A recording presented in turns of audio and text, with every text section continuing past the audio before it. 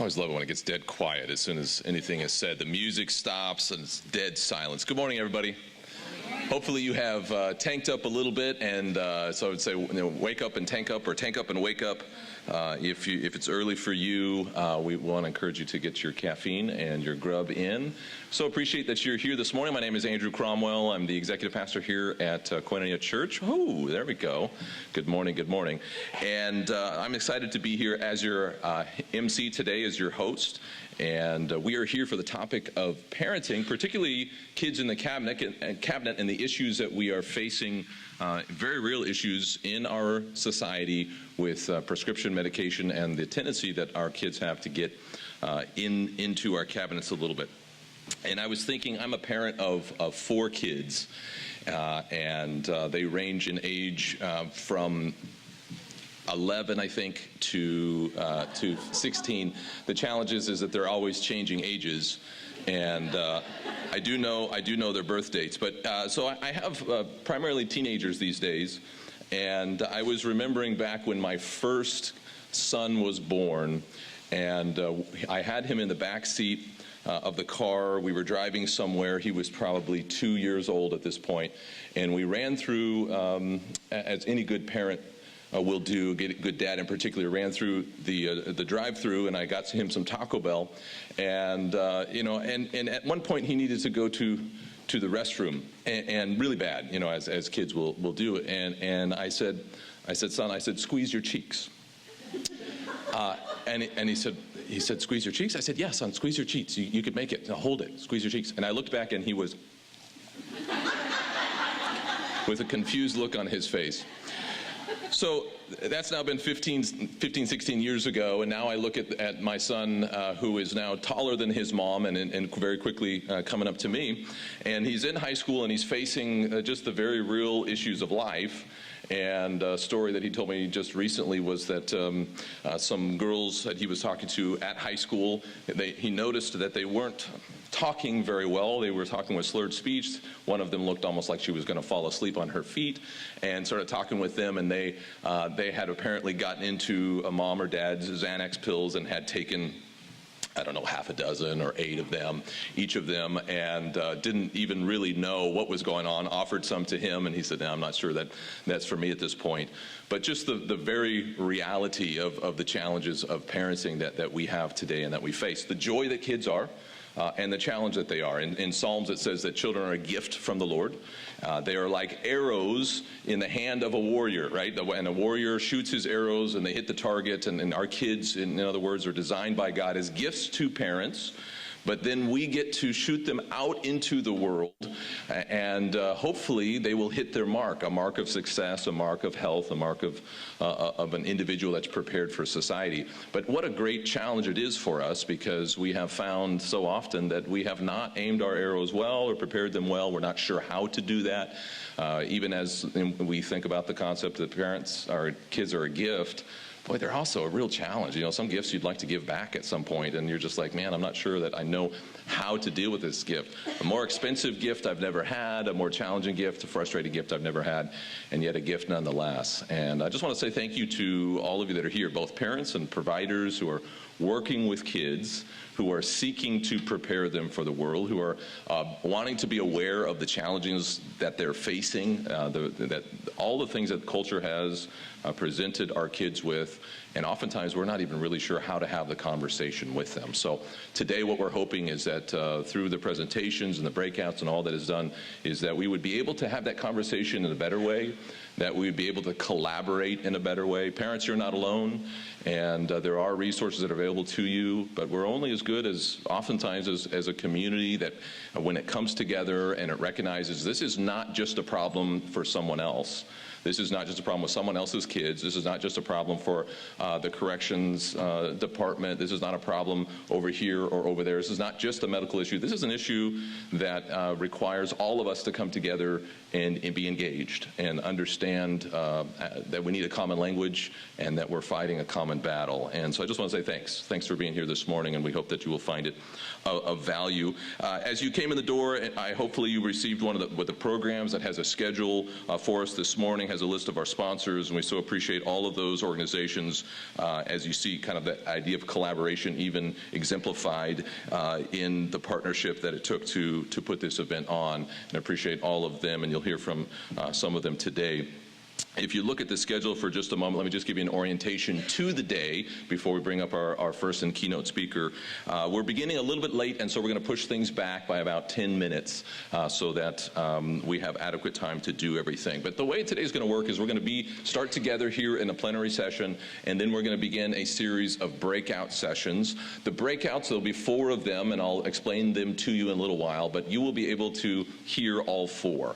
And so you don't have to worry about trying to get one of them. We will basically do all 4 of them 4 times in rotation, and so that's going to be something that you'll want to take advantage of. As you know, there are some breakfast items over here. We'll be bringing in lunch a little bit later, so we will provide you with lunch and goodies and keep you well fueled for the day. We'll come back together basically during lunchtime, enjoy it in here, and then hear from a couple of more presenters in a group together. Okay? And so with that, and restrooms, of course, are in the lobby. I wanted to point that out. If they are full at any point across the way in our other building across the street, there's another set of restrooms that you're more than welcome to use. If you have any questions or any needs, just let me know, or any of my staff know. We're happy to help. All right, with that, and without further ado, I want to get our first speaker up this morning. I'm very excited that Liz Harrison is here with us. She is the co-anchor, a name you probably recognize, co-anchor of the Action News Live at 5 and Action News Live at 30 at ABC Channel 30.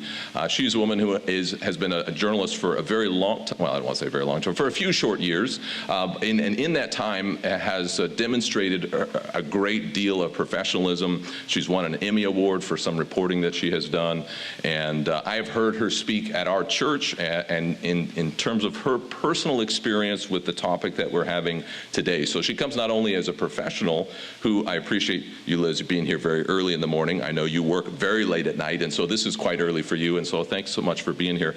But so she speaks not only in terms of a professional understanding as a news journalist of some of the challenges that we're facing as parents and in our culture as providers, but also from a very personal place. And so we've asked her to come, begin our day this morning, and just talk a little bit about that, really whatever else she would like to share. So with that, would you welcome, please, Liz Harrison.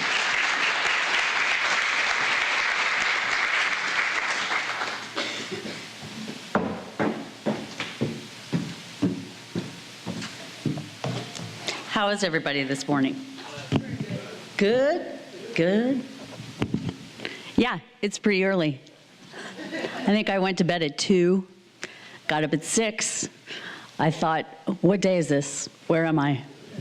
When I go to a conference and I get ready to hear the keynote speaker, I'm always looking to be entertained and hoping that they'll have a good joke or something fun to say. This is not one of those. Sorry.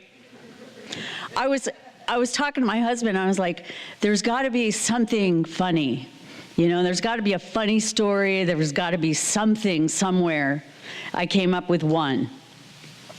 And I'll tell you about that later. First, let me give you a little background. So I've been at Channel 30 for a few years. I started in 1982. And so I pretty much grew up on the air at ABC 30. I got pregnant on the air with all of my children. And being a person in the public eye, everybody thinks they know you personally. And so through every pregnancy, I would get notes and calls from people, and when I would go out into public, people would like to touch my stomach. Yeah. I didn't really mind most of the time, but sometimes there were some creepy guys that was just like, yeah, no. So as my kids grew, ABC 30 would do different promotional ads, and it would show the ages of my kids as they grew. And it was really a lot of fun. They came to the home and they showed my kids as toddlers. And I remember doing another commercial with my oldest son, Jason, when he was 5. And we talked about how you go to the library and your real life dreams can come true. And so it was very fun. And I have copies of those commercials that we did way back in the day that I can sort of remember how the good times were. I decided to take 8 years off to stay home with my family back in 1995. My husband at that time was working a lot of hours, and I had to make a decision as to whether I wanted to hire a driver, hire a cook, hire a housekeeper, or did I want to just stay home with my kids? And I ended up making the choice to stay home. But during that time I was home, there was a lot of turmoil going on at the home.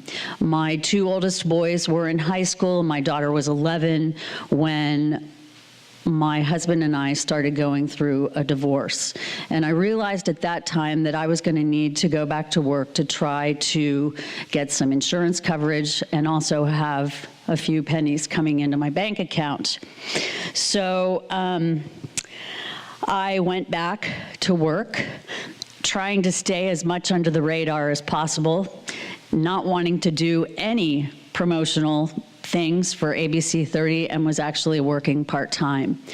And it was at that point that things really began to unravel. I'm not sure exactly where or how it all started.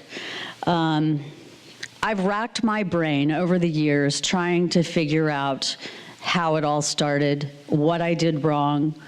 I've beaten myself up over the years about how I could have been a better mom, how I could have been the room mom, how I could have talked to my kids differently, how I could have been there for them, how I could have tried to work through things at home and not have children who are a product of divorce. But I decided that I was going to have to let that go. And truly, just the fact that I'm standing here today is a major milestone. And the fact that I have 3 kids that are still alive. Not only are they still alive, I have one who is in corporate communications for Southwest Airlines in Dallas, Texas. That's my daughter. She'll be 26 in June.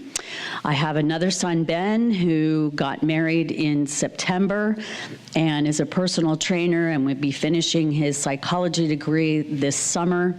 And then I have another son, Jason, my oldest, who is the head waiter at a very upscale restaurant in near Fort Lauderdale, Florida. So my kids are alive today. You know, as I was traveling down here today, and as I travel the roads of California, I have a lot of memories that start flooding back. First of all, as I travel south on Highway 41 and I hit Elkhorn Avenue, I remember the boot camp. Why do I remember the boot camp? It's not there anymore, by the way.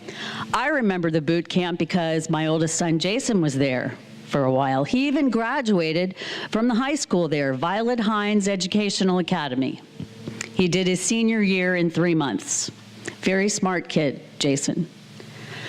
And then I can remember traveling down 41 and going over to Highway 46 and heading towards the beautiful Central Coast, driving along the road to Morro Bay, and over to your right is the California Men's Colony.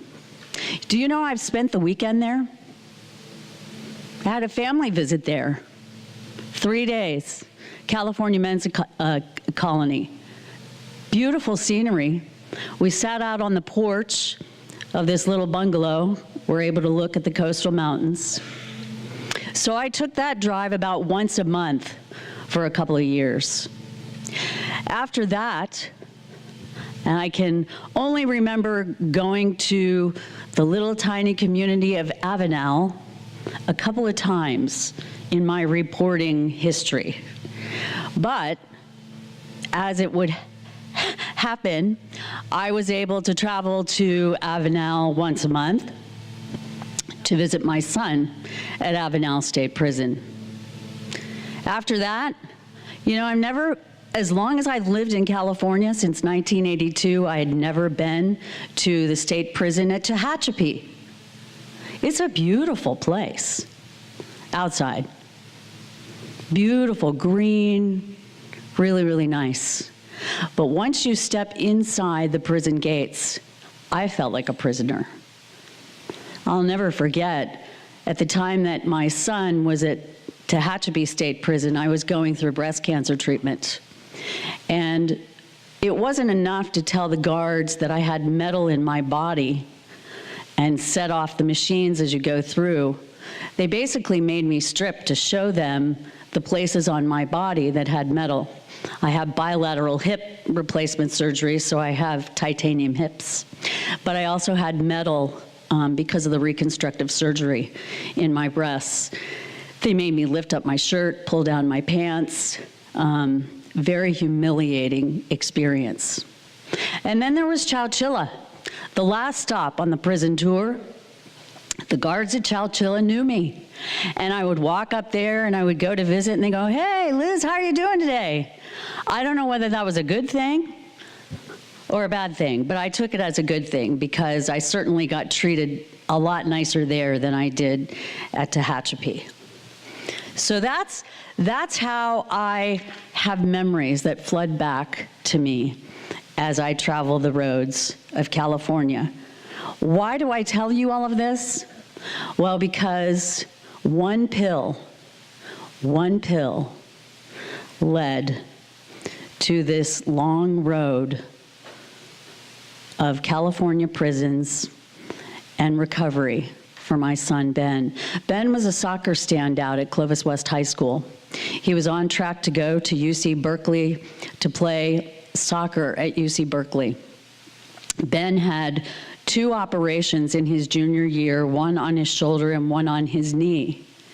The doctors gave him Vicodin for his surgery, but his older brother, who was already in addiction at that point in time, said, "Hey, I've got something much, much better than Vicodin.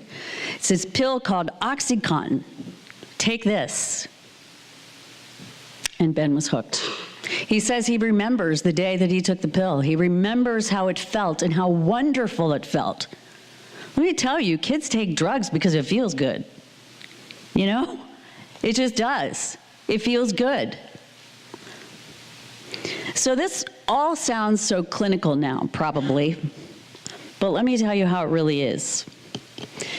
To this day, every time the phone rings late at night, I get a knock on the door, even, and you're just gonna laugh at this, maybe this is the funny part, driving into the parking lot today and seeing a cop car and a probation car brings back really creepy memories. I'm just saying. No offense.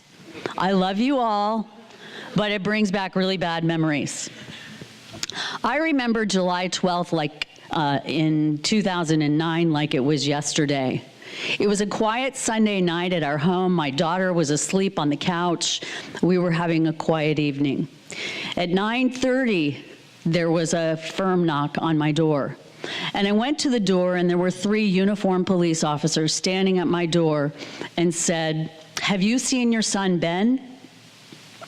Now, I had seen my son, Ben, earlier that day. He was over at his brother's apartment, but he was homeless at that point. He was living out of his car, and he was in full-blown heroin addiction. And his older brother wasn't in a much better place. He just happened to have an apartment. How he was paying for it, I don't even want to know. But I had seen Ben earlier that day, and I had gone and bought both of them groceries and gotten them toiletries at the drugstore. So when the cops said, "Do you know where Ben is? Have you seen him?" I said, "Well, I saw him earlier in the day, but I have no idea where he is." They said, "Well, if you do see him, let us know, call us, here's our card." And they left. That was pretty odd. And having worked in the news business for years, I was born at night, but not last night. Something was going on. And 2 hours later, the cops came back to my door and knocked on the door, and they said, "Can we come in?" I said, "Sure." And they said, "Liz, we need you to help us identify somebody." And I said, "All right, look, just shoot it to me straight. What is going on?" I said, "I'm a news reporter. I hear about this stuff all the time." I said, "The first question I have to ask, and the most important question I have to ask, is, did he hurt somebody?" They said, "No, he did not hurt anybody." But they proceeded to tell me how they were looking for him in connection to 4 armed robberies in our neighborhood at ATM machines. And they opened up a folder with several 8x10 black and white pictures of a young man with a black hat on, a black t-shirt, and a black bandana over his face. Like, I knew who it was, but the third picture, the bandana had fallen off. And sure enough, there was my son, Ben. Benjamin Lee Milam, the kid who had the softest heart growing up, who was sensitive, who really was a mama's boy. He was nowhere to be found, and the police considered him armed and dangerous. And I know from working in the media, again, I know too much working in the media, but I knew that if he was armed and dangerous and the cops were after him, if they found him and he had a gun on him and push came to shove, the cops would shoot him. So I called Jerry Dyer, who happens to be a friend of mine, the chief of police in Fresno, crying at 12 o'clock at night. He's given me his personal cell phone number. Thankfully, I haven't had to use it more than a dozen times. And I said, "Jerry, this is what's going on. Please, please, please don't let your officers shoot my Ben." And he took all of the information. He had no idea that the suspect that they were looking for in those 4 armed robbery cases was my son.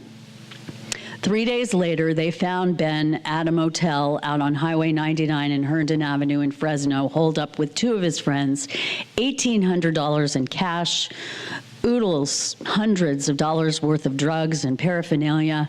He had sold his car for $5,000 and was holed up in a motel and was probably, if he had not been caught, would have overdosed and died. So, to this day, I am thankful that Ben got caught. Not thankful that I had to endure the months and years of the whole court process and prisons and everything else. It was heartbreaking. And it was humiliating because the headlines read in the Fresno Bee, "Ben Milam, son of Action News anchor Liz Harrison." I even had to take a couple of days off work. My boss said, "It'd probably be a good idea for you to not be in the spotlight right now while your son is being processed and arraigned in the court system." So I took time off. But I promise you, going back to work and putting on a happy face every night at work was work. I learned at that point, and I've been able to learn until this day, for the most part, to compartmentalize. It's been a survival technique for me, or otherwise I would never be able to do the job that I have. By God's grace, I am able to get in front of people every night at 5 o'clock and 11 o'clock, and this is only the beginning of the story. This story has been going on for 15 years. It's still going on today. There's something I want to talk to you about. It's an issue that I have totally changed my mind on over the years because of what I have dealt with. I was even sitting with a group of my friends. One of my friends who's known me ever since I was in my early 20s has a son who had a friend who got into addiction. And I heard her say, "I don't know why he doesn't just stop. He comes from a nice family Look what he's got to lose. Why doesn't he just stop? And so therein lies the question, is addiction a moral choice or is it a disease? You know, I used to think it was a moral choice. These addicts, they're bad. Look at the bad stuff that they do. But then when it happened to my children, I thought, they're not bad, but they're doing some really bad things. So what is it? And really, it's not until just recently that I have really started to understand what happens in the brain of an addict. And I am not going to pretend to explain it to you here today, because there are those of you who are in the audience that understand it a lot better than I do. I only know from experience and what I have observed in my kids that once they take that pill and they have the genetic disposition and they have the environmental platform, they've been exposed to certain things, there's been abuse with my children, there have been some social factors with my children, not to mention the divorce that they went through, and so there were some predispositions there. But I know that with not only those things, I know that when you take opioids over a long period of time, it changes the way that your brain functions. It just does. And honestly, I don't know that that ever changes. I know that you're able to manage addiction, but it's a disease that'll be with you for the rest of your life. Addiction is a neurologically based disease. For many years, recovery specialists have compared alcoholism or addictions to a physical disease like diabetes. But in reality, addictions are more closely related to a neurological disorder like Tourette's syndrome or like a mental illness. And it's hard to categorize it. It's hard to wrap your head around it. It's not like you go to a doctor and the doctor says you have cancer and this is the treatment that you're going to go through. It doesn't work like that. It's hard. And each individual prescription for each individual addict is different. You have to meet them where they are. And that's the hardest part. It's insidious. It's insanity for those of us in the family and the friends.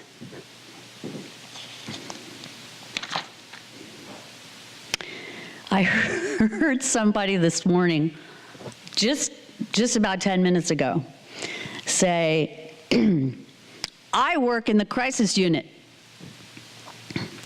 Well, folks, I live in the crisis unit. I do. I live in the crisis unit on a daily basis. My oldest son, Jason, was a really quiet kid growing up. Never got into trouble, was very compliant.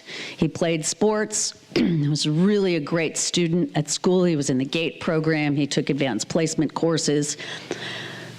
But he was extremely impulsive. And in his junior year at Clovis West High School, he and a couple of friends decided to go and hijack a golf cart on one of the high school campuses. And this is back in the days of Jackass and videotape what you're doing.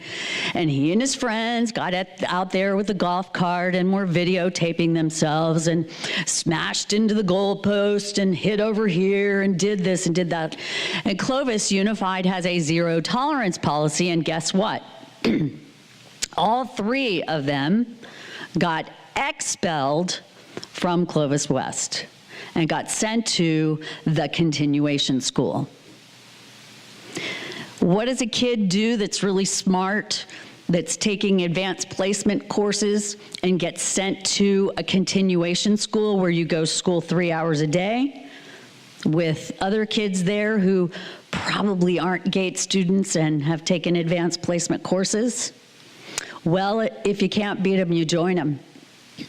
And it was only a couple of months before my Jason started smoking pot. Don't get me started on the pot argument. But you see, Jason was smart. He didn't just take pot. Jason was like, why should I buy pot from somebody else when I could sell it and make money? So he started selling pot.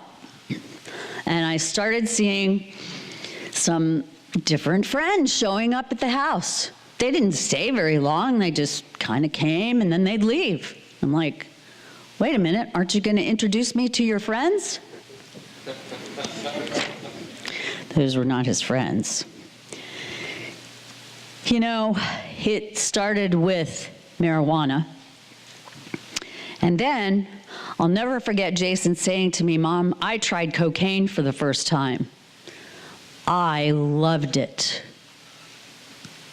For the first time in my life, Mom, I can think clearly and I can perceive things clearly, and I feel like I'm on top of the world.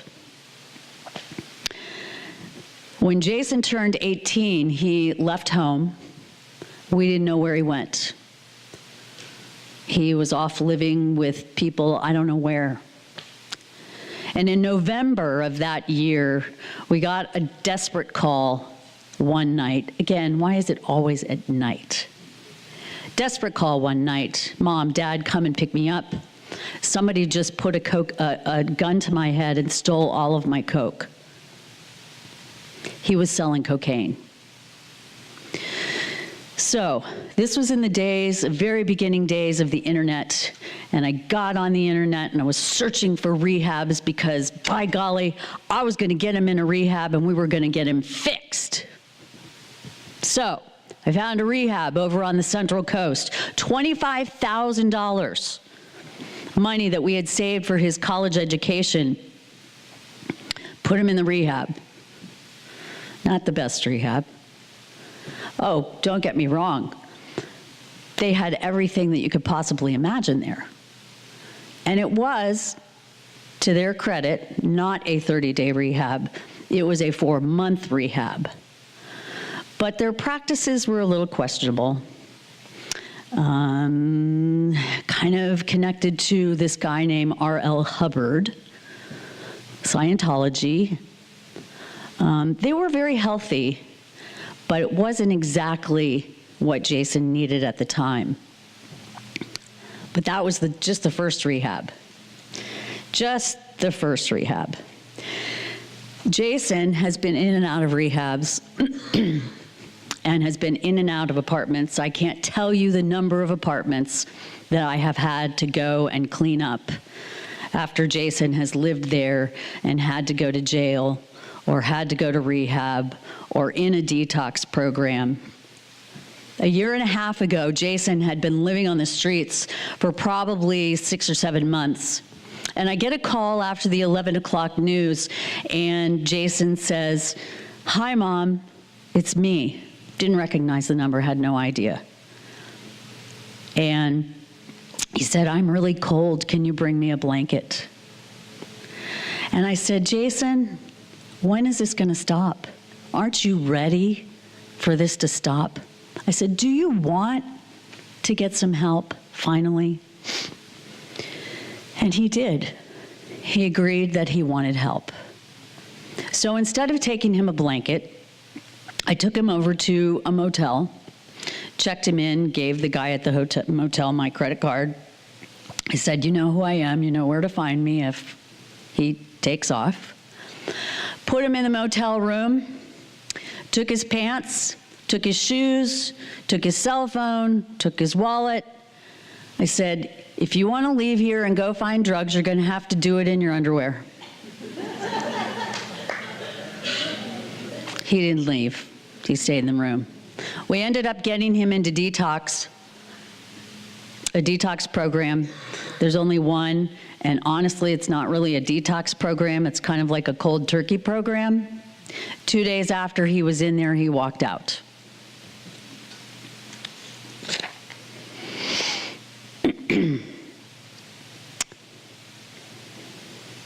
Ben was in prison for 5 years. Ben did great when he was in prison. He was the model prisoner.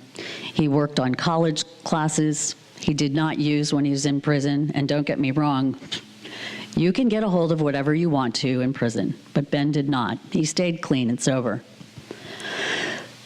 But 9 months after Ben got out of prison, he relapsed. Talk about a punch in the stomach again. I knew it. I could see it in his eyes. You know, when you've been around somebody who's an addict, you recognize the look, the behavior, the hiding. But Ben was smart enough to know that he needed help, and he put himself in a rehab program. Put himself in a detox. He went to the same detox program, cold turkey, and for 9 days detoxed off of heroin. The worst, most horrible flu you can possibly imagine. And then did rehab for 3 months. And I'm happy to say that he has been clean and sober since then. Very, very thankful for that. Relapse is a part of the recovery process. I didn't want to believe that at first. I hate the idea of relapse. I hate it because every single time my kids relapse, it's like a punch in the gut. It's like my own personal failure. What have I done?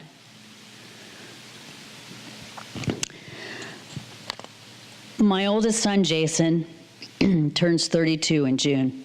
He's been in addiction since he was 17 years old. 4 years ago, almost 4 years ago, he had a son with his then girlfriend, also a heroin addict.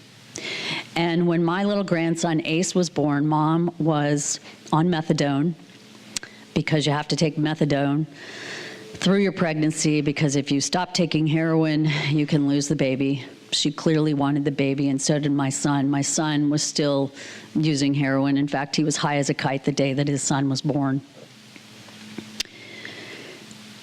3 months after Ace was born, his mom and Ace, they came to live with us because Dad was AWOL somewhere.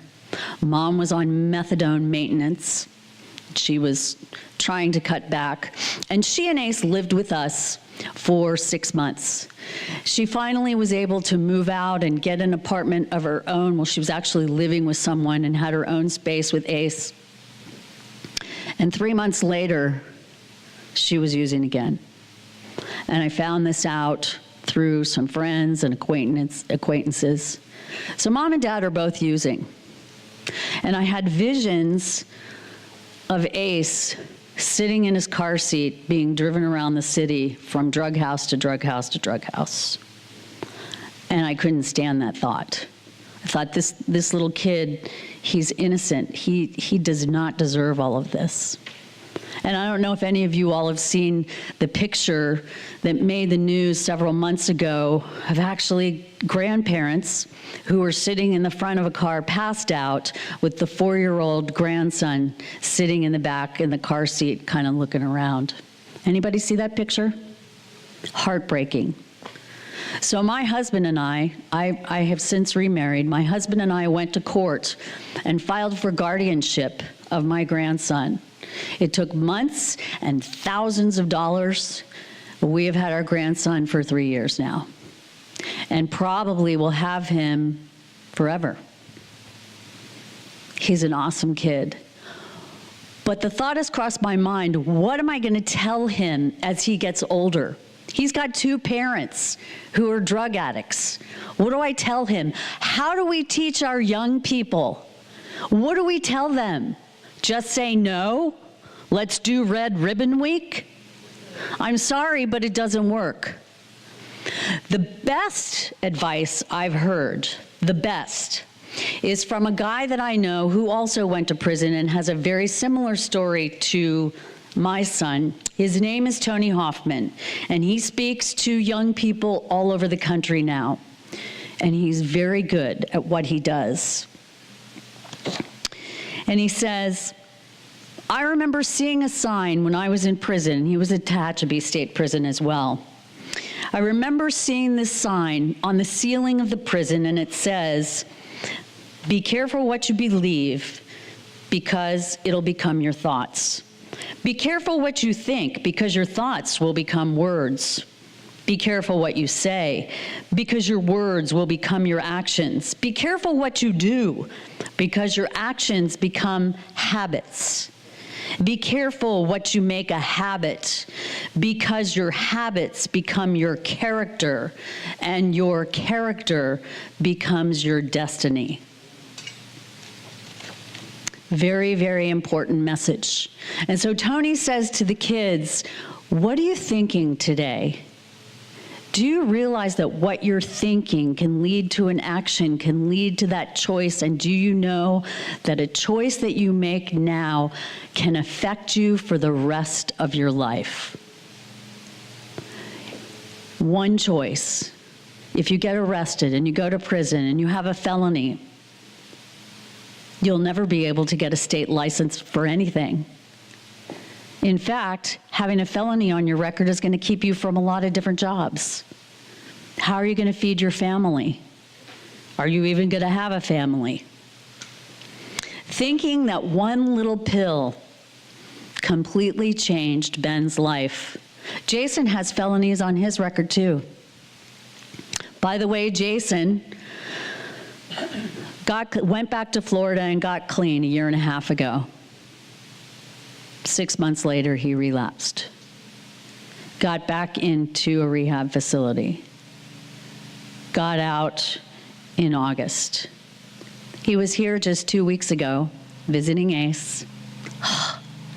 Such a wonderful time to have all of my family together, except my daughter, of course, she's in Dallas. But for most of us. Last Wednesday, I had just gotten to work, and I found out Jason relapsed again.